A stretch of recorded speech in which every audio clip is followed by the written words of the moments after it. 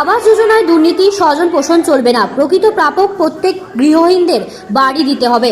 Rampurhat medical college হাসপাতালে রোগী পরিষেবার হাল ফেরাতে হবে। এই ধরনের একাধিক দাবিকে সামনে রেখে সিপিআইএম বীরভূম জেলা কমিটির ডাকে রামপুরহাট মহকুমা শাসকের দপ্তর অভিযান ও ডেপুটেশন প্রদান করা হয়। এদিনের বিক্ষোভ সভায় বক্তব্য রাখেন দীপঙ্কর চক্রবর্তী, সঞ্জীব বর্মন, সঞ্জীব মল্লিক প্রমুখরা। সভাপতিত্ব করেন অরূপ বাগ। এদিন দলীয় মিছিল রামপুরহাট ডাকবাংলো মোড় থেকে শুরু হয়ে শহর পরিক্রমা করে মহকুমা শাসকের দপ্তরের সামনে পৌঁছায়। সেখানে বিক্ষোভ সভা হয় ও মহকুমা শাসককে ডেপুটেশন দেওয়া হয়। বীরভূম থেকে মোহাম্মদ সাফিউল আলমের রিপোর্ট, স্মাইল।